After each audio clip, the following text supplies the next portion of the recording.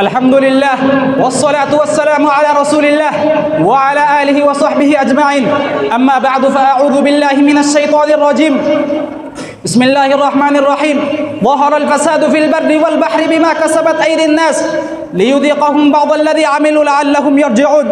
وقال في آية أخرى: وما أصابكم من مصيبة فبما كسبت أيديكم ويعفو عن كثير ويعلم الذين يجادلون في آيات الله أنى يصرفون. صدق الله مولانا العظيم. فيا صاحب السعادة، رئيس هذه الحفلة المسابقة الشهرية، مديرها الماهر، وأساتذتي البررة، وإخوتي الحضور، أولا أهنئكم تهنئة مباركة وأرحب بكم ترحيبا حارا من قعر قلبي بقدومكم الميمون في هذه الحفلة الأسبوعية الجليلة. فأريد أن أقدم إليكم خطبة مختصرة إن شاء الله عز وجل. أيها الأعزاء، خلق الله سبحانه وتعالى الإنسان لعبادته ولإطاعة رسوله، كما قال الله عز وجل: وما خلقت الجن والإنس إلا ليعبدون ليعلم أيهم أحسن عملا. كما قال الله تعالى: ليبلوكم أيكم أحسن عملا. كذلك الناس يعبدون الله ويطيعون الأنبياء، لكن الناس يتركون عبادة الله ويعصون الله ورسوله ويطيعون شياطين الإنس والجن، فأرسل الله عليهم الكرادس الطبيعية. كما قال الله عز وجل: ظهر الفساد في البر والبحر بما كسبت أيدي الناس ليذيقهم بعض الذي عملوا لعلهم يرجعون. الحمد لله الذي خلق الليل والنهار، والذي خلق الظلم والنور، والذي خلق الحق والباطل، والصلاة والسلام على النبي الذي رحمة للعالمين، شافع المذنبين، سيد المرسلين، وحبيب رب العالمين. أما بعد، فأعوذ بالله من الشيطان الرجيم. بسم الله الرحمن الرحيم. وما أصابكم من مصيبة فبما كسبت أيديكم. وعن علي رضي الله تعالى عنه قال: قال رسول الله صلى الله عليه وسلم: إذا فعلت أمتي 15 خصلة حل بها البلاء. قيل: وما هي يا رسول الله؟ قال: إذا كان المغنم دونا، والأمانة مغنما، والزكاة مغنما، وأتى الرجل زوجته، وعق أمه، وبر صديقه، وجفى أباه، إلى آخر الحديث. فيا صاحب السعادة، رئيس هذه الحفلة، ومديرها الماهر، وقضاتنا العادلين، وضيوفنا العظام، وإخواني الأعزاء، أولا نشكر الله تعالى الذي وفقنا لاستماع هذه الحفلة للخطبة والاستماعها، ثم أرحب بكم ترحيبا حارا من قعر قلبي بقدومكم الميمون إلى هذه الحفلة المسابقة الشهرية. أيها الحاضرون الكرام، إني أريد أن أخطب أمامكم خطبة عربية على الموضوع المعين، وهو المصائب والشدائد المحدثة، أسبابها ودفعها. أيها الأخلاء، أن المصائب والشدائد المحدثة قد تواترت وتكاثرت في العصر الحادث، لذلك أذكر عمرا لأي سبب تنزل علينا المصيبة. الحمد لله وحده، والصلاة والسلام على من لا نبي بعده. أما بعد، فأعوذ بالله من الشيطان الرجيم. بسم الله الرحمن الرحيم. ظهر الفساد في البر والبحر بما كسبت أيدي الناس ليذيقهم بعض الذي عملوا لعلهم يرجعون. وقال النبي عليه الصلاة والسلام: إن الكافر إذا مات يزدرع منه عباد والشجر والثمر. صدق الله العظيم. فيا صاحب السعادة، رئيس هذه الحفلة المسابقة الشهرية، ومديرها الماهر، وإخواني الأعزاء، أولا أهنئكم تهنئة مباركة وأرحب بكم ترحيبا حارا من صميم قلبي بقدومكم الميمون في هذه الحفلة المباركة الجليلة. أيها المستمعون الكرام، أنتم تعلمون أن موضوع اليوم المصائب الطبيعية والإنقاذ منها. أولا نعلم ما المراد بالمصائب الطبيعية. ولد في تفسير نوح المعاني، وهي أن تهدر والبرص وريحا حمراء والسيلان والفيضانات والسيول وغيرها من الأمثلة المذكورة. আজকের উপস্থাপনা আলহামদুলিল্লাহ অনেক সুন্দর হয়েছে। উপস্থাপনায় যারা থাকবো সেটাও আমরা খেয়াল রাখবো, কোন সময় আমার কিভাবে শব্দ উচ্চারণ করতে হবে, কার নামের মধ্যে কিভাবে আমাকে ডাকতে হবে। বিধায় আজকের উপস্থাপনা সুন্দর হয়েছে, তবে সময়ের প্রতি আর একটু খেয়াল রাখবো আমরা। সময় যদি থাকে ইনশাল্লাহ মাঝে মধ্যে এভাবে কথা বলা উচিত। উপস্থাপক যিনি হবেন মাঝে মধ্যে সুন্দর সুন্দর কথা বলবেন, যাতে বক্তার জন্য একটা উৎসাহ তৈরি হয়ে যায়।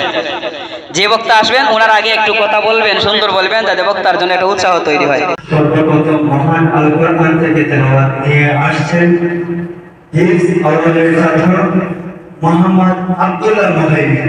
আমি মঞ্চে রেখেছি মোহাম্মদ আব্দুল্লাহ মুহাইমিনকে। السلام عليكم ورحمة الله وبركاته. أعوذ بالله من الشيطان الرجيم. بسم الله الرحمن الرحيم. وكذلك أوحينا إليك روحا من أمرنا ما كنت تدري ما الكتاب ولا الإيمان ولكن جعلناه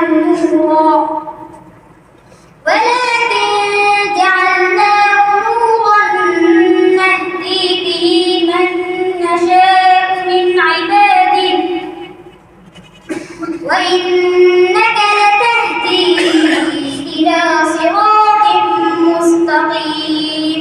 মাশাআল্লাহ, অত্যন্ত মধুময় কণ্ঠ দিয়ে কোরআন তেলাওয়াত করার জন্য আব্দুল্লাহ মুহাইমিনের জন্য রইল ভালোবাসার অভিনব।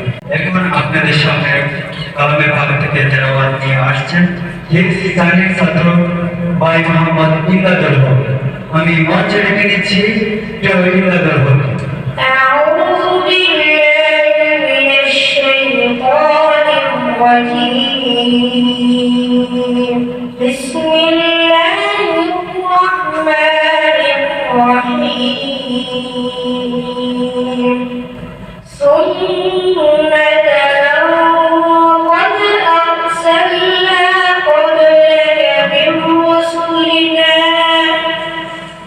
من رسلنا ولا تجد لسنتنا تحويلا.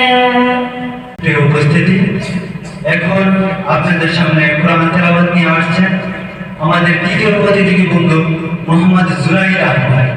হিফজ সানির ছাত্র মোহাম্মদ জুনাইদ আহমদ। أعوذ بالله من الشيطان الرجيم.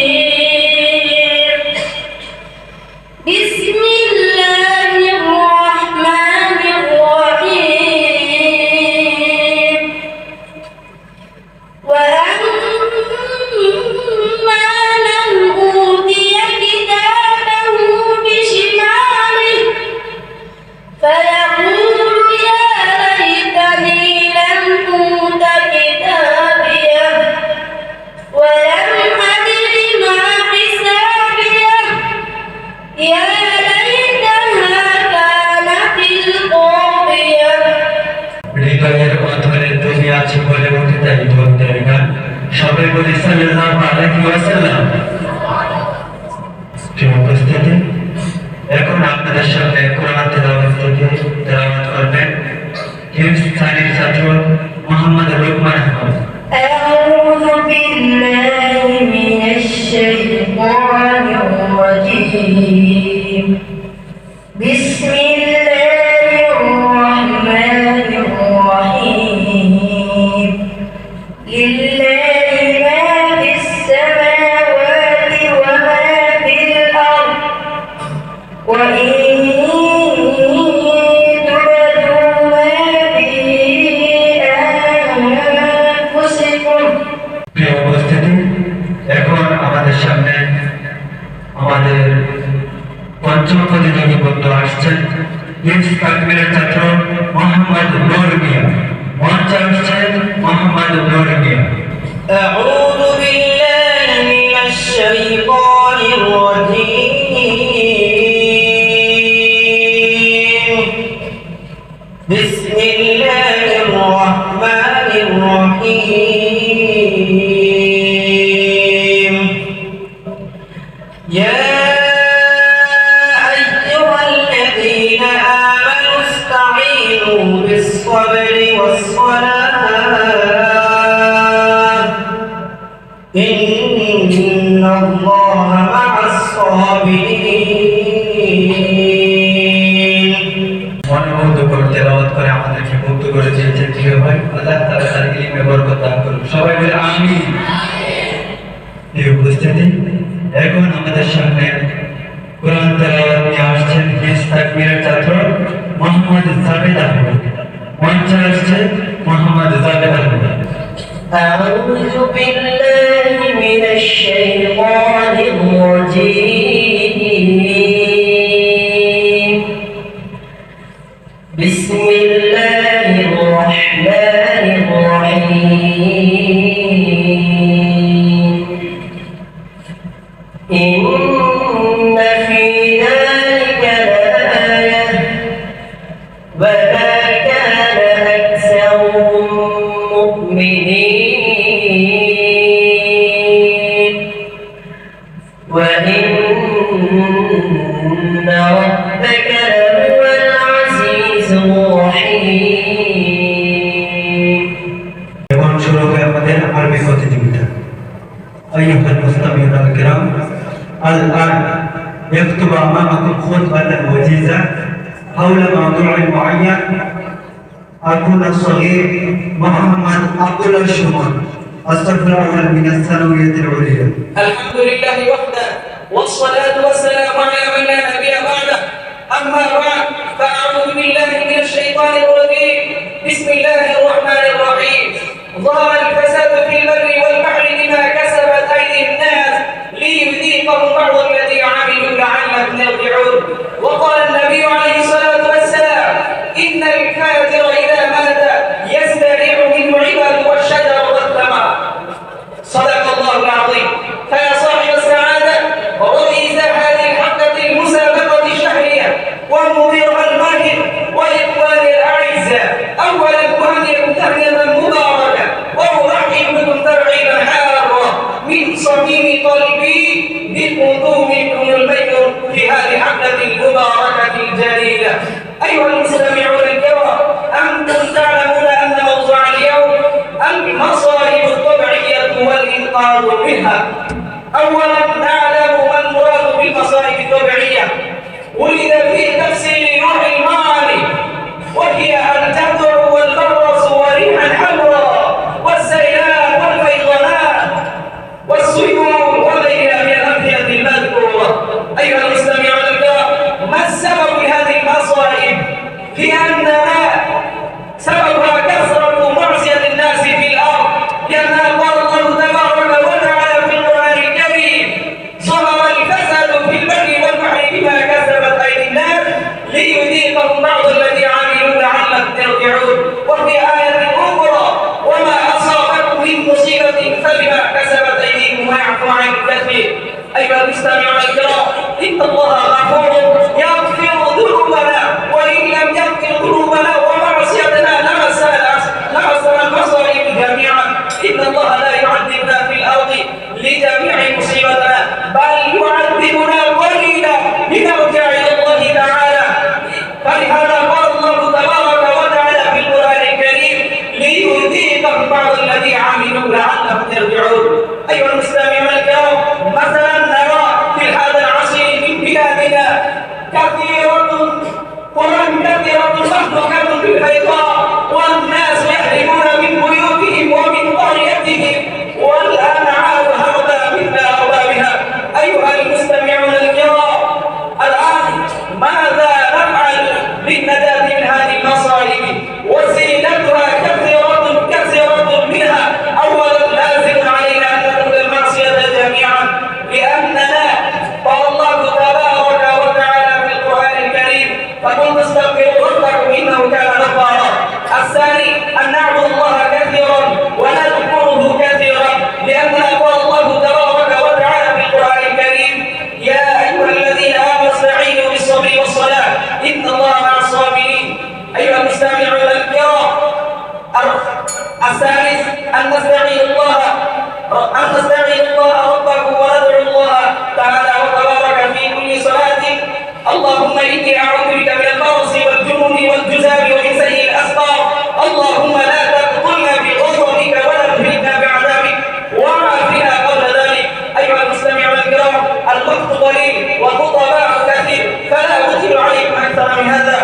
شكرا إلى اللقاء مع السلامة. السلام عليكم ورحمة الله وبركاته. أيها المستمعون الكرام، الآن يخطب أمامكم خطبة وجيزة حول موضوع معين. أكون الخليل محمد الزبير أحمد أستغفر الله من الفضيلة. الحمد لله حمدا وافيا لنعمه ومكافئا لمزيده، والصلاة والسلام على سيد الأنبياء والمرسلين وعلى آله وصحبه وجنوده أجمعين. أما بعد، فأعوذ بالله من الشيطان الرجيم. بسم الله الرحمن الرحيم. ظهر الفساد في البر والبحر بما كسبت أيدي الناس. فيا صاحب السعادة، وليس هذه الحملة المباركة الشهرية المسابقاتية ومديرها الماهر وأساتذتها المهرة وقضاتها العادلين وإخوتها الحضور، أولا أهنئكم تحية مباركة وأرحب بكم ترحيبا حارا من صميم قلبي بقدومكم الميمون وحضوركم المبارك في هذه الحملة الجليلة. أيها الإسلاميون، إني أريد أن ألقي عليكم خطبة وجيزة مختصرة حول الموضوع المصيبة الطبيعية أسبابها وتداعيها. إخواني في الله، وهو من المعلوم لدى الجميع أن الله سبحانه وتعالى خلق الإنسان أن يعبدوه، وأن الله سبحانه وتعالى خلق الإنسان أن لا يشركوا بالله شيئا، وأن الله جل جلاله خلق الإنسان ألا يكفروا بالله، وأن الله سبحانه وتعالى خلق الإنسان أن يتبعوا أحكام الله سبحانه وتعالى وسنة رسول الله صلى الله عليه وسلم. أيها الحاضرون الكرام، ولكن أكثر الناس تركوا عبادة الله سبحانه وتعالى وأخذوا أن يعبدوا الأصنام في سائر العالم، وبدأوا أن يتبعوا أنفسهم وأخذوا أن يشركوا بالله سبحانه وتعالى.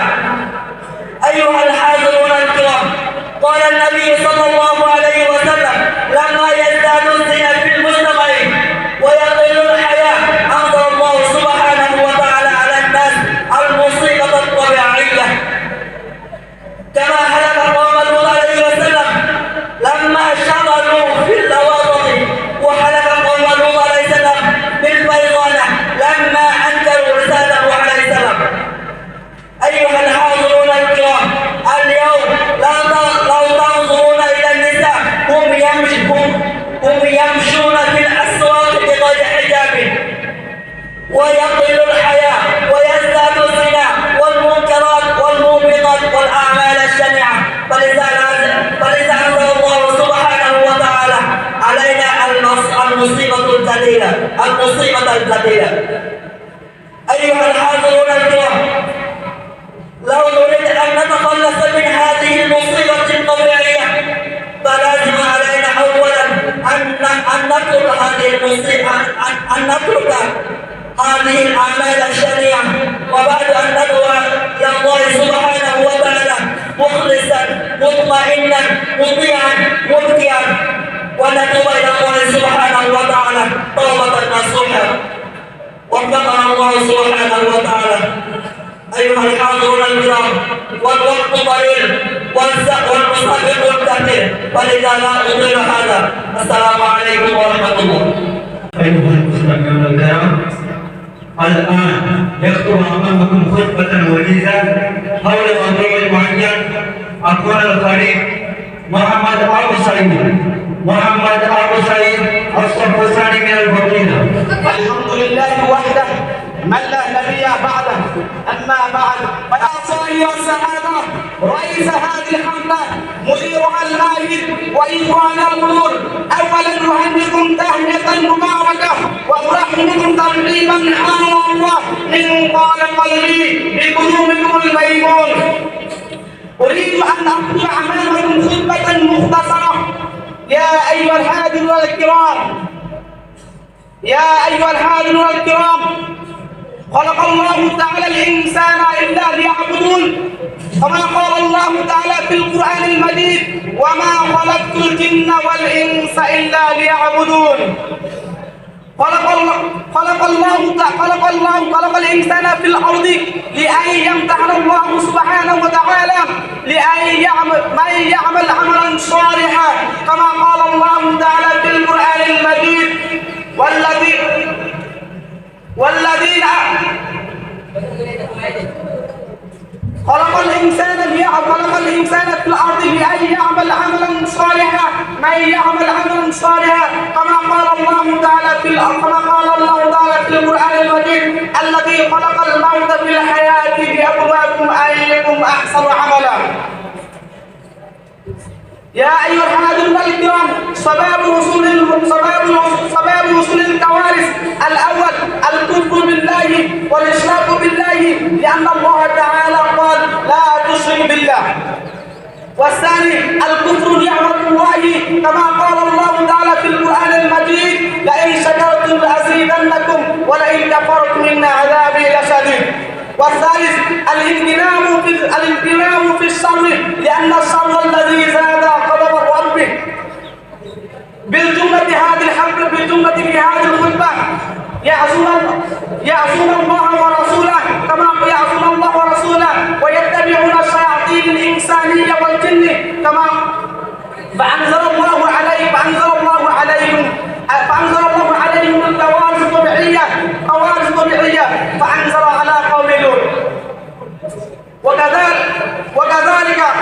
وكذلك نزل الله على قوم نوح كما قال الله تعالى في القرآن المجيد قال قد وقع عليكم من ربكم ورجس وغضب. يا أيها الحاضرون الكرام، طريق النجاة من الكوارث الطبيعية الأول الامتناع من المعصية والخطيئة. والثاني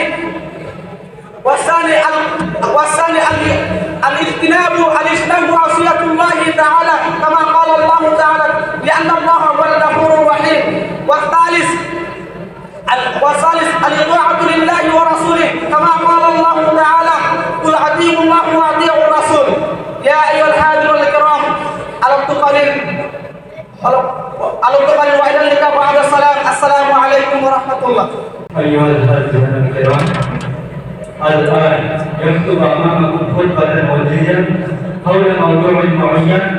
أخونا الصغير محمد نور الدين السرقسطاني من المدينة.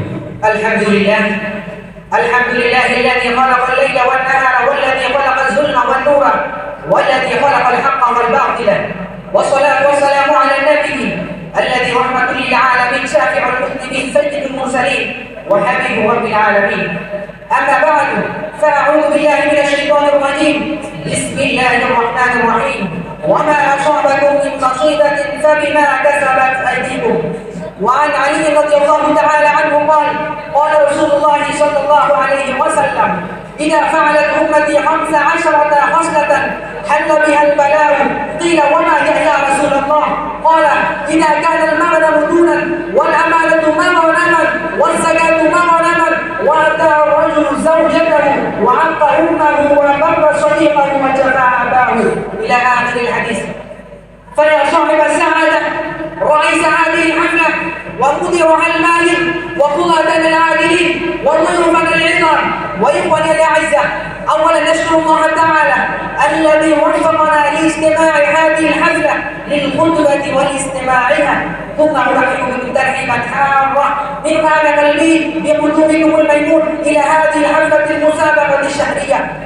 أيها الحاضرون الكرام، إني أريد أن أخطب أمامكم خطبة عربية على الموضوع المعين وهو المصائب والشدائد المحدثة أسبابها ودفعها. أيها الأخلاء، أن المصائب والشدائد المحدثة قد تواترت وتكاثرت في العصر الحادث، لذلك أذكر أولا لأي سبب تنزل علينا المصيبة. الأول سبب المصيبة وتركه وقوع الناس معصية الله متواترا بترك العبادة، والله خلقنا وإياهم لعبادته وطاعته كما قال تعالى وما خلقت الجن يعبدون. الثاني سبب المصيبة وترك عداء الله وعداء رسوله واتباع طرق الشياطين ووقوع الناس في الظلم بالشرك كما قال تعالى ولا تشرك بالله إن الشرك لظلم عظيم. الثالث سبب المصيبة هو وقوع الناس في معصية الخالق بخلقهم وبأفعالهم وبأيديهم كما قال تعالى في سورة الروم ظهر الفساد في البر والبحر بما كسبت أيدي الناس.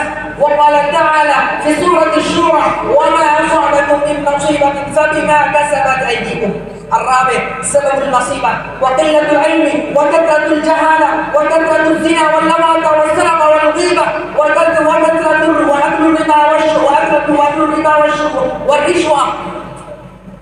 وأكل الربا والرشوة وقتل الطريق وقتل النفس وعقوق الوالدين وشرب الخمر كما قال النبي صلى الله عليه وسلم اجتنبوا الخمر فإنها مفتاح كل شر.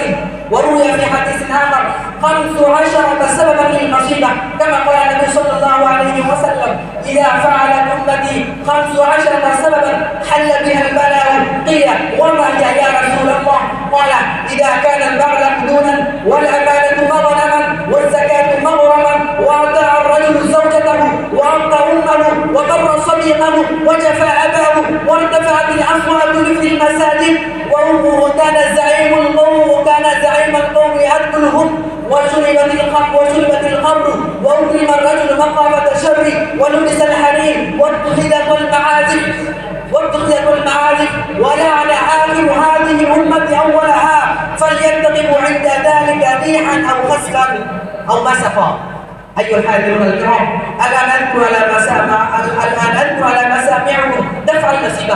الأول يجب علينا أن نأخذ أحكام الله وأحكام القرآن ونصبر صبرا جميلا كما قال تعالى في القرآن ولنبلونكم بشيء من الخوف والجوع ونقص من الأموال والأنفس والثمرات وبشر الصابرين. الثاني لدفع المصيبة وعتاب الله وعتاب رسوله وترك المخاصمة والمنازعة كما قال تعالى أطيعوا الله وأطيعوا الرسول. وقال تعالى في آية أخرى أطيعوا الله ورسوله ولا تنازعوا. الآية. الثالث لدفع المصيبة وكثرة الاستغفار وكثرة الدعاء إلى الله وكثرة التصدق بين الفقراء والمساكين لأن النبي صلى الله عليه وسلم قال الصدقة ترد البلاء. الرابع سبب المصيبة الأخذ ما آتانا الرسول أي القرآن والسنة كما قال تعالى ما آتاكم الرسول فخذوه وما نهاكم عنه فانتهوا. وقال سيدنا محمد العربي صلى الله عليه وسلم تركت فيكم أمرين لن تضلوا ما تمسكتم بهما كتاب الله وسنة رسوله. أيها الحاضرون ندعو إلى الله ليحفظ عن سائر المصائب والشدائد. السلام عليكم ورحمة الله. أيها المستمعون الكرام الآن يكتب أمامكم خطبة موجزة حول موضوع معين أخونا الكبير محمد نومان أحمد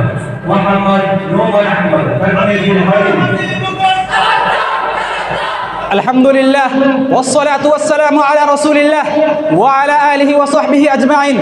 أما بعد فأعوذ بالله من الشيطان الرجيم. بسم الله الرحمن الرحيم. ظهر الفساد في البر والبحر بما كسبت أيدي الناس ليذيقهم بعض الذي عملوا لعلهم يرجعون. وقال في آية أخرى وما أصابكم من مصيبة فبما كسبت أيديكم ويعفو عن كثير ويعلم الذين يجادلون في آيات الله أنى يصرفون. صدق الله مولانا العظيم. فيا صاحب السعادة رئيس هذه الحفلة المسابقة الشهرية مديرها الماهر وأساتذتي البررة وإخوتي الحضور أولا أهنئكم تهنئة مباركة وأرحب بكم ترحيبا حارا من قعر قلبي بقدومكم الميمون في هذه الحفلة الأسبوعية الجليلة. فأريد أن أقدم إليكم خطبة مختصرة إن شاء الله عز وجل. أيها الأعزاء خلق الله سبحانه وتعالى الإنسان لعبادته ولإطاعة رسوله كما قال الله عز وجل وما خلقت الجن والإنس إلا ليعبدون ليعلم أيهم أحسن عملا كما قال الله تعالى ليبلوكم أيكم أحسن عملا. كذلك الناس يعبدون الله ويطيعون الأنبياء لكن الناس يتركون عبادة الله ويعصون الله ورسوله ويطيعون شياطين الإنس والجن فأرسل الله عليهم الكرادس الطبيعية كما قال الله عز وجل ظهر الفساد في البر والبحر بما كسبت أيدي الناس ليذيقهم بعض الذي عملوا لعلهم يرجعون. أيها الأعزاء، سبب وصول الكوارث الطبيعية الأول الكفر بالله، والثاني والإشراك بالله، كما قال الله عز وجل: لا تشرك بالله إن الشرك لظلم عظيم. والثالث والانغماس في الشر، لأن شر الذي زاد غضب الرب والكفر نعمة الله عز وجل، كما قال الله عز وجل: لئن شكرتم لأزيدنكم ولئن كفرتم إن عذابي لشديد. والخامس قطع الأشجار. والسادس بناء عديد الكوارث، بناء العديد من الطيبات. أيها الأعزاء، المجموع الذين يعصون الله ورسوله ويطيعون شياطين الإنس والجن، فأرسل الله عليهم الطوفان والجراد والقمل والضفادع والدم آيات مفصلات، فاستكبروا وكانوا قوما مجرمين عما نزل على قوم لوط، كما قال الله عز وجل: فلما جاء أمرنا جعلنا عليها سافلها وأمطرنا عليهم حجارة من سجيل. أيها الأعزاء، كذلك نزل الله على قوم نوح الغضب والرجس، كما قال الله عز وجل: قال قد وقع عليكم من ربكم رجس وغضب أتجادلونني في أسماء سميتموها أنتم وآباؤكم ما أنزل الله بها من سلطان. أيها الأعزاء، طريق نجاة الكوارث الطبيعية الأول الامتناع من المعصية والخطيئة، والثاني الاجتناب معصية الله عز وجل، كما قال الله عز وجل: هو الغفور الرحيم. والثالث التوبة إلى الله عز وجل، كما قال الله سبحانه وتعالى: وما كان الله ليعذبهم وأنت فيهم وما كان الله معذبهم وهم يستغفرون. وقال رسول الله صلى الله عليه وسلم: التائب من الذنب كمن لا ذنب له. أيها الأعزاء، وفقنا الله سبحانه وتعالى ترك المعصية وعبادة الله عز وجل وإطاعة لله ورسوله. آمين. شكرا. إلى اللقاء. এবারে আমাদের বাংলা প্রবন্ধের প্রতিযোগী হিসেবে থাকছে মোতামসিদের তৃতীয় বর্ষের ছাত্র উবাইদুর রহমান নাকিব। আমি মঞ্চে ডেকে নিচ্ছি মোহাম্মদ উবাইদুর রহমান নাকিব। নাহমাদুহু ওয়া নুসাল্লি আলা রাসূলিল কারীম। পৃথিবীর সব দেশেই কম বেশি প্রাকৃতিক দুর্যোগের ঘটনা ঘটে, আমাদের দেশেও এর মাত্রাটা কম নয়। নানা দুর্যোগের মধ্যেই যাপিত হচ্ছে আমাদের জীবন। রাসূল সাল্লাল্লাহু আলাইহি ওয়াসাল্লাম উম্মতের উপর দুর্যোগের ব্যাপারে শঙ্কিত ছিলেন। তিনি দোয়া করেছেন যে তার উম্মতকে প্রাকৃতিক দুর্যোগ দিয়ে একসঙ্গে যেন ধ্বংস না করা হয়। কিছু প্রাকৃতিক দুর্যোগ যেমন ভূমিকম্প, ভূমিধস, সুনামি, ঘূর্ণিঝড়, করোনা ইত্যাদি। প্রাকৃতিক দুর্যোগ কেন আসে? প্রাকৃতিক দুর্যোগের জন্য দায়ী মানুষের কৃতকর্ম। যেমন আল্লাহ তাআলা বলেন: যাহারাল ফাসাদু ফিল বাররি ওয়াল বাহরি বিমা কাসাবাত আইদিন নাস লিয়ুযিকাহুম বা'দাল্লাযী আমিলু লাআল্লাহুম ইয়ারজিউন। আমাদের ইতিহাস দেখলাম সংগ্রাম একাত্তরের একতা, লাখ লাখ শহীদের রক্ত দেখলাম লাল সবুজের ওই পতাকা। আমরা উমর, আমরা খালিদ, আমরা বখতিয়ার তিতুমির, অন্যায় অবিচারের প্রতিরোধে আমরা উম্মতি মহানবী। এখন আমাদের সামনে বাংলা প্রবন্ধ নিয়ে আসছেন হেদায়েতুল মুহিত আমাদের ছাত্র মোহাম্মদ আবুল ইউসুফ। বিসমিল্লাহির রহমানির রহিম। সকল প্রশংসা ও সত্তা যার হাতে আমার পান। অসংখ্য দুরূদের হাদিয়া প্রেরণ করছি সাইয়্যিদুল মুমিনিন শাফিউল মুসলিমিন খাতামুন নবিয়্যিন হযরত মুহাম্মদ মুস্তাফা সাল্লাল্লাহু আলাইহি ওয়াসাল্লামের উপরে, যাকে না দেখো স্থান দিয়েছি মনের ভিতরে। আজকের মাসিক প্রতিদার সম্মানিত সভাপতি সাহেব ও আসাদিদের আপনাদের চরণে ঢেলে দিচ্ছি শ্রদ্ধার পেয়ালা। দক্ষ উপস্থাপক আমার সামনে উপস্থিত আছেন প্রান্তীয় তালিমিন পরিষদ, আপনাদেরকে জানাই পুষ্পরিত উল্লেখের শুভেচ্ছা। আপনারা অবশ্যই অবগত আছেন যে আজকের মাসিক প্রতিদার 4টি আপনাদের তালিকা করা হয়েছে এবং সাথে সাথে একটি বিষয় দেওয়া হয়েছে, তা হলো প্রাকৃতিক দুর্যোগ কারণ ও প্রতিকার। এখন আমাদের সামনে বাংলা প্রবন্ধ নিয়ে আসছে হেদায়েতুল মুহিত আমাদের ছাত্র মোহাম্মদ জালাল আবেদী। মঞ্চে আসছে জালাল আবেদী।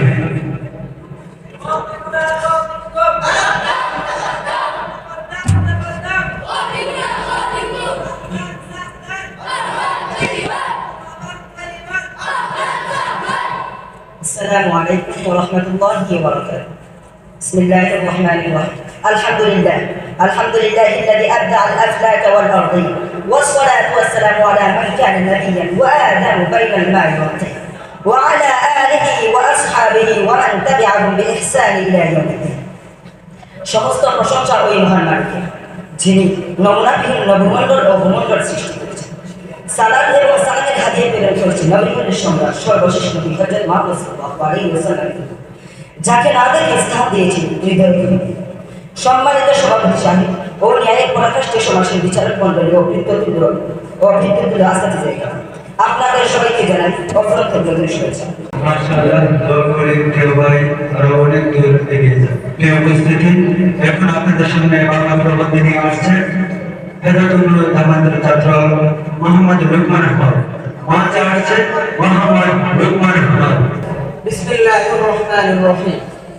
সমস্ত প্রশংসা ওই মহান সত্তার করে, যিনি আমাদেরকে বানিয়েছেন তার ইলমের জোনাকি, করেছেন কোরআন পুষ্প কাননের মৌমাছি। সালাত ও সালামের নজরানা আলো মুশারদারে ওই মদিনার কাবলিওয়ালার প্রতি, যার আনিত দিনের পুষ্প গ্রহণে পুরা সুবাসিত। শ্রদ্ধার ভঞ্জন নিবেদন করছি মাননীয় সভাপতির চরণে এবং সম্মানিত বিচারকদের জানাই আন্তরিক শুভেচ্ছা ও অভিনন্দন। এর মৌমাছিদের প্রতি রইল অগাধ ভালোবাসা। প্রিয় সুধী, আজকের মাসিক সেমিনারের নির্ধারিত বিষয় হচ্ছে প্রাকৃতিক দুর্যোগ, কারণ ও প্রতিকার। রব্বে কারীম যদি তৌফিক দান করেন তাহলে উল্লেখিত বিষয়ে কিছু আলোকপাত করার চেষ্টা করব ইনশাআল্লাহ। সম্মানিত সুধী, মানুষ সৃষ্টির মূল রহস্য হলো সৃষ্টির ইবাদতের নিমগ্ন থাকা। যেমন আল্লাহ তাআলা বলেন, ওয়ামা খালাকতুল জিন্না ওয়াল ইনসা ইল্লা লিয়াবুদুন, যেন আল্লাহ পরীক্ষা করতে পারেন যে কে ভালো আমল করে। যেমন তিনি বলেন, আল্লাযী খালাকাল মাউতা ওয়াল হায়াতা লিয়াবলুয়াকুম আইয়ুকুম আহসানু আমালা। আর এভাবেই চলতে থাকে পৃথিবীর রীতিনীতি। সময়ের স্রোতে বেশে লোকেরা যখন পাপ কাজে লিপ্ত হতে শুরু করে, যখন আল্লাহকে বলে গিয়ে শয়তানের পথে চলতে থাকে, তখন থেকে পৃথিবীতে শুরু হয় দুর্যোগ, নেমে আসে আসমানি মুসিবত, বইতে থাকে শাস্তির এধারা। যেমন আল্লাহ পাক রব্বুল আলামিন বলেন, যাহারাল ফাসাদু ফিল বাররি ওয়াল বাহরি বিমা কাসাবাত আইদিন নাস। আমার মুহাম্মদ, আমার রাসূল, পৃথিবীর স্পন্দন, তায়েফের রক্তাক্ত সফর, কুরাইশের জুলুম, সবশেষে মাতৃভূমির অধিকার ছেড়ে হিজরত, নির্বাসন, একে একে স্ত্রী সন্তানের বিদায়, সব কিছু একদিন শেষ হয়েছিল। সব জুলুম একদিন মদিনার মাটিতে নত করেছিল মস্তক। নবীজি আমার ফিরে পেয়েছিল মাতৃভূমি, শাসনের নেতৃত্বের অধিকার। এখন বাংলা বক্তব্য নিয়ে আসছে সর্বদানের ছাত্র মোহাম্মদ কামিল আহমদ। আমি মঞ্চে ডেকে নিচ্ছি মোহাম্মদ কামিল আহমদকে। إن الحمد لله والصلاة والسلام على من لا نبي بعده. أما بعد فأعوذ بالله من الشيطان الرجيم. بسم الله الرحمن الرحيم. ظهر الفساد في البر والبحر بما كسبت أيدي الناس ليذيقهم بعض الذي عملوا لعلهم يرجعون. وقال النبي صلى الله عليه وسلم إن الفاجر إذا مات يستريح منه عباد والشجر والثمار. আজকের মাসিক প্রতিযোগিতার সম্মানিত সভাপতি সাহেব, সুদক্ষ পরিচালক ও ন্যায় ইনসাফ প্রতিষ্ঠাকারী মোহতারাম বিচারক মণ্ডলীগণ এবং দূর দূরান্ত থেকে আগত জাতির ক্ষণদার নববিজ্ঞানের প্রিয় ছাত্র ভাইরা, ছোট বড় নির্বিশেষে সবাইকে জানাই আধ্যাত্মিক মুবারকবাদ। প্রিয় ভাইরা আমার, আপনারা অবশ্যই অবগত আছেন যে আজকের মাসিক প্রতিযোগিতার বিষয়বস্তু সমূহের সাথে একতা বজায় রেখে নির্ধারণ করে দেওয়া হয়েছে, আর তা হলো প্রাকৃতিক দুর্যোগ ও তার প্রতিকার। প্রিয় ভাইরা আমার, যদি আল্লাহ তাআলা আমাকে তৌফিক দান করেন তাহলে অবশ্যই উল্লেখিত বিষয়ের উপর আলোকপাত করব। প্রাকৃতিক দুর্যোগ আমাদের অনেক কারণে হয়ে থাকে, তোর মধ্যে কয়েকটি হলো এই: আল্লাহ তাআলাকে স্বীকার করা এবং তার সাথে শরীক করা। দ্বিতীয় নম্বর, আল্লাহ এবং আল্লাহ রাসূলের অনুগত্যকে বয়কট করা এবং আল্লাহ তাআলার অসংখ্য নিয়ামত রাজি ভোগ করার পরও তাকে বেদাঙ্গুলি দেখানো। প্রিয় ভাইরা আমার, রাজপ্রাসাদের মধ্যে যখন সিকিউরিটিহীনভাবে কোনো ফটক থাকে, সেই ফটক দিয়ে শত্রু এবং চোর অনায়াসে ঢুকতে পারে। ঠিক তেমনিভাবে যখন আমরা আল্লাহ প্রদত্ত সংবিধানকে বিদ্যাঙ্গুলি দেখিয়ে সেটা বয়কট করে থাকবো, ঠিক তেমনিভাবেই আল্লাহ তাআলা আমাদের উপর প্রাকৃতিক দুর্যোগ চাপিয়ে দিবেন। লাথিমার বাংরে থালা, বন্দিশালার খুলডে দুয়ার, জুলুমের কারখানা সব বাংরে ওরে বাংকারাগার। জালিমের অত্যাচারে মরছি কেন আজ অবধি, প্রয়োজনে রাজপথে ফের যাক বয়ে যাক রক্ত নদী। বিচারির নাই রে বিচার নাই রে আচার এই শহরে নাটকের সব কাচারি ভেঙে ফেলো ওই লাঠি মেরে জালিমের বদ্ধ করে তাকবে করলো আর কত আর লাঠিমার বাঙ্গা তালা বন্দিশালার খুলরে দুয়ার জুলুমের কারখানা সব বাংরে ওরে বাংকারাগার। বাংলা বক্তব্য নিয়ে আসছেন মিশকাত জামাতের ছাত্র মোহাম্মদ রাসেল আহমদ। মঞ্চে আসছে মোহাম্মদ রাসেল আহমদ।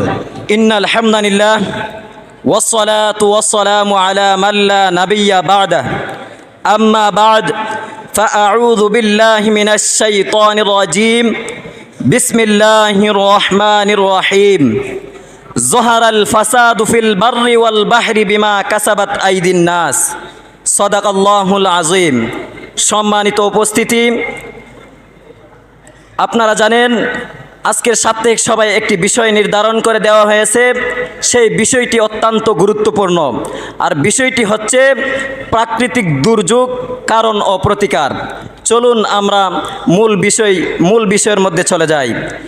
আল্লাহ পাক রব্বুল আলামিন দুনিয়ার জমিনে যত মানব এবং ইনসান এবং জিন জাতিকে পাঠিয়েছেন একমাত্র আল্লাহ পাক রব্বুল আলামিনের গোলামি করার জন্য। যেমন আল্লাহ পাক রব্বুল আলামিন কুরআনে কারিমের মধ্যে বলেন, ওয়ামা খলাকতুল জিন্না ওয়াল ইনসা ইল্লা লিয়াবুদুন। পৃথিবীতে মানব জাতিকে আল্লাহ পাক রব্বুল আলামিন পাঠিয়েছেন যেন আল্লাহ পাক রব্বুল আলামিন পরীক্ষা করতে পারেন যে কে ভালো আমল করে এবং কে মন্দ আমল করে। যেমন আল্লাহ পাক রব্বুল আলামিন কুরআনে কারিমের মধ্যে বলেন, আল্লাযী খালাকাল মাউতা ওয়াল হায়াতা লিয়াবলুয়াকুম আইয়ুকুম আহসানু আমালা। কিন্তু যারা পৃথিবীর মধ্যে এসে আল্লাহ পাক রব্বুল আলামিনকে ভুলে গিয়ে, তার সৃষ্টিকর্তাকে ভুলে গিয়ে আল্লাহ পাক রব্বুল আলামিনের নাফরমানির মধ্যে লিপ্ত হয়, বিভিন্ন পাপাচারের মধ্যে লিপ্ত হয়, শয়তানের পদাঙ্ক অনুসরণ করতে থাকে, তখনই আল্লাহর পক্ষ থেকে পৃথিবীর মধ্যে দুর্যোগ এবং আসমানি গজব নেমে আসে। যেমন আল্লাহ পাক রব্বুল আলামিন কুরআনে কারিমের মধ্যে বলেন, যাহারাল ফাসাদু ফিল বাররি ওয়াল বাহরি বিমা কাসাবাত আইদিন নাস। জলে এবং স্থলে যত ধরনের আসমানি গজব নেমে আসে সমস্ত গজব মানুষের হাতের কামাই। যেমন আল্লাহ পাক রব্বুল আলামিন কাউকে বন্যা নামক দুর্যোগ দিয়ে ধ্বংস করে এবং পরবর্তী জাতির জন্য রেখে দেয় শিক্ষা। যেমন আল্লাহ পাক রব্বুল আলামিন হযরত নূহ আলাইহিস সালাম এর জাতিকে বন্যা নামক দুর্যোগ দিয়ে ধ্বংস করে দিয়েছিলেন। যে আল্লাহ পাক রব্বুল আলামিন পৃথিবীর মধ্যে দুর্যোগ নেমে আসার মৌলিক কারণ কি? আল্লাহ পাক রব্বুল আলামিন যে পৃথিবীর মধ্যে আযাব এবং দুর্যোগ দেন, আসমানি গজব দেন, এর কারণটা কি? এর মৌলিক কারণ হলো, এক নম্বরে আল্লাহ পাক রব্বুল আলামিনের অবাধ্যতা করা, আল্লাহ পাক রব্বুল আলামিনের অস্বীকার করা এবং আল্লাহর সাথে অন্য কাউকে শরীক করা। যেমন আল্লাহ পাক রব্বুল আলামিন কুরআনে কারিমের মধ্যে বলেন, লা তুশরিক বিল্লাহ ইন্না শিরকা লা যুলমুন আযীম। দুই নম্বরে আল্লাহ পাক রব্বুল আলামিন যে নিয়ামত দিয়েছেন সেই নিয়ামতগুলোকে অস্বীকার করা। যেমন আল্লাহ পাক রব্বুল আলামিন কুরআনে কারিমের মধ্যে বলেন, লা ইন শাকারতুম লা আযীদান্নাকুম ওয়া লা ইন কাফারতুম ইন্না আযাবি লাশাদীদ। প্রাকৃতিক দুর্যোগ। তিন নম্বর হলো অবাধে আল্লাহ পাক রব্বুল আলামিনের অবাধ্যতার মধ্যে লিপ্ত হওয়া, পাপাচারের মধ্যে লিপ্ত হওয়া। কারণ পৃথিবীর মধ্যে দুর্যোগ নেমে আসার মৌলিক কারণ হলো, পৃথিবীর মধ্যে দুর্যোগ নেমে আসার কারণ হলো দুনিয়ার জমিনে আল্লাহ পাক রব্বুল আলামিনের অবাধ্যতা করা হয়। মোট কথা, যে জাতি আল্লাহ এবং তার রাসূলের নাফরমানির মধ্যে লিপ্ত হয়, আল্লাহ এবং তার রাসূলের অবাধ্যতার মধ্যে লিপ্ত হয়, শয়তানের পদাঙ্ক অনুসরণ করতে থাকে, তখন সেই জাতির উপর আল্লাহর পক্ষ থেকে আযাব এবং গজব নেমে আসে। যেমন নেমে এসেছিল কওমে লূতের গোত্রের উপর। সম্মানিত উপস্থিতি, প্রাকৃতিক দুর্যোগ থেকে আমরা কিভাবে কাটিয়ে উঠতে পারি? প্রাকৃতিক দুর্যোগ থেকে কাটিয়ে ওঠার জন্য আমাদের সর্বপ্রথম যে কাজটা পরিহার করতে হবে সেটা হচ্ছে গুনাহ। কারণ পৃথিবীর মধ্যে আল্লাহর জমিনে যত গুনাহ বেশি যত হবে, তখন আল্লাহর পক্ষ থেকে আযাব এবং গজব, আসমানি গজব আসাটা অবধারিত হয়ে যাবে। যেমন দুই নম্বরে আল্লাহ পাক রব্বুল আলামিন এবং আল্লাহ এবং তার রাসূলের পরিপূর্ণভাবে অনুগত্য করতে হবে। যেমন আল্লাহ পাক রব্বুল আলামিন বলেন কুরআনে কারীমের মধ্যে বলেন, আতিউল্লাহ ওয়া আতিউর রাসূল। আল্লাহ এবং তার রাসূলের পরিপূর্ণভাবে অনুগত্য করা। হে মুসলিম উম্মাহ, হে মুসলিম উম্মাহ, এ বলে আমার বক্তব্য শেষ কিছু আখির দাওয়ানা আলহামদুলিল্লাহ রাব্বিল আলামিন। আমরা কিভাবে বাঁচব, আমরা কিভাবে লড়ব, আমরা কিভাবে চলব, আমরা কিভাবে পড়ব, আমরা কিভাবে বাঁচব, আমরা কিভাবে লড়ব, আমরা কিভাবে চলব, আমরা কিভাবে পড়ব। চাই স্বাধীনতা, চাই নিরাপত্তা, চাই না কখনো সহিংসতা, চাই স্বাধীনতা, চাই নিরাপত্তা, চাই না কখনো সহিংসতা। যদি জীবনের ঝুঁকি আসে তবে প্রতিবাদ আমাদের করতে হবে, প্রতিবাদ আমাদের করতে হবে। অন্যায়ের বিরুদ্ধে প্রতিবাদ করতে গেলে হই অপমান। বিশ্বের চোখে যারা বাংলাদেশকে ছোট করেছে তারা পায় সম্মান। অন্যায়ের বিরুদ্ধে প্রতিবাদ করতে গেলে হয় অপমান। বিশ্বের চোখে যারা বাংলাদেশকে ছোট করেছে তারা পায় সম্মান। দেশে আইনি শাসন নেই, সততার দাম নেই, উলামাগণের আজ বড় হতাশা।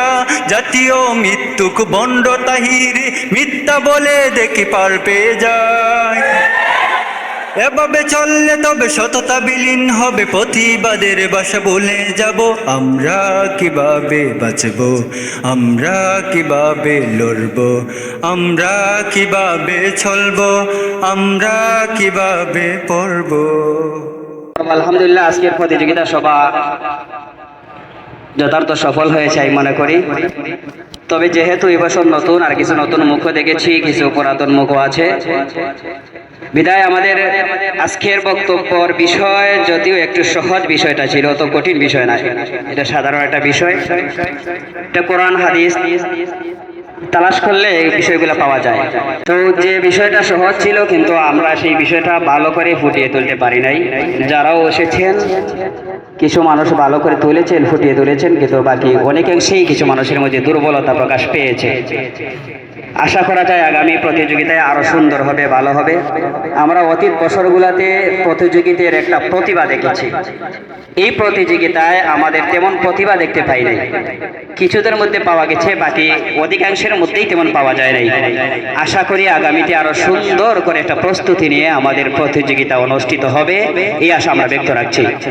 এই হিসেবে আমরা যারাই উপস্থিত ছিলেন, চেষ্টা করেছেন এবং বক্তৃতা রেখেছেন, এবং যারা এখানে বসে আছেন, সবার প্রতি আমাদের এই মজলিস তথা আল আব্বাস ছাত্র সংঘের এই আয়োজনের পক্ষ থেকে সবাইকে মোবারকবাদ জানাচ্ছি। আমরা দুইজন বিচারক, বিজ্ঞ বিচারক মণ্ডলীর মাধ্যমে মার্ক প্রদান করা হয়েছে। সেজন্য আমাদের সেই দুইজন ব্যক্তির বিচারক মণ্ডলীর এই বিচারকের উপর নির্ভর করে এই দুই বিচারকের যোগ করে আবার ভাগ দেওয়া হয়েছে। ভাগ দিয়ে যার যতটুকু নম্বর পেয়েছেন তার ভিত্তিতেই আমরা এখানে পুরস্কৃত করব, তাকে নাম্বার প্রদান করেছি। এটা যারা 1, 2, 3 হয়েছে আমরা তো সবাই এখান থেকে পুরস্কার নেব। বাকি যাদের জন্য রয়েছে শুভকামনা থাকবে, সাথে সাথে আমাদের সান্ত্বনামূলক পুরস্কারও রয়েছে, এখান থেকে নিয়ে যাবেন। প্রথমেই কোরআন তেলাওয়াতকারী প্রতিযোগী যারা ছিলেন 6 জন প্রতিযোগী, 6 জন প্রতিযোগীর মধ্যে 3 নাম্বার ইস তাকমিলের ছাত্র নূর মিয়া। 3 নাম্বার নূর মিয়া, তোমার পুরস্কারটা নিয়ে যাও। হুজুর তিলাওয়াতের ওই সেটা 3 নাম্বার পুরস্কার। 2 নাম্বার হিফসানির ছাত্র ইমদাদুল হক। আমাদের ছোট ছাত্র ইমদাদুল হক খুব সুমধুর কণ্ঠে তেলাওয়াত করেছে, তার প্রতিভা আরো বিকশিত হোক, আমরা সবাই দোয়া করি। 1 নম্বর জাবেদ আহমদ হিফজ তাকমিল, সুন্দর কণ্ঠের তেলাওয়াত, আগামীতে আরো সুন্দর হবে, সুন্দর তেলাওয়াত, তার প্রতিভা আরো বিকশিত হোক, আমরা সবাই দোয়া করি। 1 নম্বর পুরস্কার। এবার আমাদের বাংলা প্রবন্ধ পাঠ। 3 নম্বর আবু ইউসুফ। 3 নম্বর আবু ইউসুফ সানোয়া আম্মার প্রথম বর্ষ, তোমার পুরস্কার নিয়ে যাও। 2 নম্বর জালাল আহমদ, জালাল আবেদিন, হাফিজ জালাল আবেদিন 2 নম্বর। প্রথম স্থান হয়েছে হাফিজ লুকমান আহমদ, হাফিজ লুকমান আহমদ প্রথম স্থান। বাংলা বক্তব্য আমাদের 6 জন প্রতিযোগীর মধ্যে 3 নম্বর দাওরায়ে হাদিসের ছাত্র খলিলুর রহমান। খলিলুর রহমানের বলার ভঙ্গিমা বেশ ভালো হয়েছে, মোটামুটি আরো সুন্দর হওয়া চাই। 2 নম্বর কামরুল ইসলাম ফজিলত প্রথম বর্ষের ছাত্র, ওয়াইজের কণ্ঠে বক্তব্য দিয়েছেন। আশা করি আগামীতে এই প্রতিভাটা ফুটে উঠবে, খুব সুন্দর ভঙ্গিমায় বয়ান রেখেছে, আগামীতে আরো সুন্দর হবে আশা করি। প্রথম স্থান করেছেন রাসেল আহমদ, তার বলার ভঙ্গিমাটা বা বডি ল্যাঙ্গুয়েজ যেটা এটা মোটামুটি ভালোই লেগেছে। আজকের যে বিষয়ভিত্তিক যেটা আছে প্রাকৃতিক দুর্যোগ, এই রকমের নরম ভাষায় আসলে আলোচনা করা দরকার, সেটা কিছুটা ফুটিয়ে তোলার চেষ্টা করেছে। আচ্ছা, তো আমাদের গেল বাংলা প্রবন্ধ, এবার হচ্ছে আরবি বক্তব্য। 3 নম্বর আব্দুল্লাহ সুমন, আমাদের আরেক প্রতিভাবান ছাত্র হাফিজ আব্দুল্লাহ সুমন। গত বছর আমাদের ভিআইপির মধ্যে এভাবে প্রতিযোগিতা হয়েছিল, সে প্রথম হয়েছে। প্রায় প্রতিযোগিতায় সে প্রথম স্থান দখল করেছে। আগামীতে ইনশাআল্লাহ আরো সুন্দর হবে। এই প্রতিযোগিতায় 3 নম্বর হওয়াটা আমরা আসলে মেনে নিতে পারছি না, আগামীতে ইনশাআল্লাহ প্রথম স্থান আমরা চাচ্ছি। 2 নম্বর হাফিজ নোমান আহমদ, তাকমিল ফিল হাদিস 2 নম্বর। এরপরে প্রথম স্থান হয়েছেন আমাদের আরেক প্রতিভাবান ছাত্র, মেধাবী ছাত্র নূর উদ্দিন। তার মধ্যে এবং নোমানের মধ্যে আমরা একটা প্রতিভা দেখতে পেয়েছি, আরবি উচ্চারণের প্রতি, ভাষার প্রতি, ল্যাঙ্গুয়েজের প্রতি। বিশেষ করে এর জন্য নোমান আহমদ, নূর উদ্দিন উভয় প্রশংসার দাবিদার। আগামীতে ইনশাআল্লাহ আরো সুন্দর হবে, আমরা সবাই তার জন্য সবার জন্য কল্যাণের কামনা করছি, সবাই বলে আমিন। আজকের উপস্থাপনা আলহামদুলিল্লাহ অনেক সুন্দর হয়েছে। উপস্থাপনায় যারা থাকবো সেটাও আমরা খেয়াল রাখবো, কোন সময় আমার কিভাবে শব্দ উচ্চারণ করতে হবে, কার নামের মধ্যে কিভাবে আমাকে ডাকতে হবে। আজকের উপস্থাপনা সুন্দর হয়েছে, তবে সময়ের প্রতি আর একটু খেয়াল রাখবো আমরা। সময় যদি থাকে ইনশাআল্লাহ মাঝে মধ্যে এভাবে কথা বলা উচিত। উপস্থাপক যিনি হবেন মাঝে মধ্যে সুন্দর সুন্দর কথা বলবেন, যাতে বক্তার জন্য একটা উৎসাহ তৈরি হয়ে যায়। যে বক্তা আসবেন ওনার আগে একটু কথা বলবেন, সুন্দর বলবেন, যাতে বক্তার জন্য একটা উৎসাহ তৈরি হয়। আচ্ছা, আল্লাহ সবার জন্য সফলতা কামনা করে।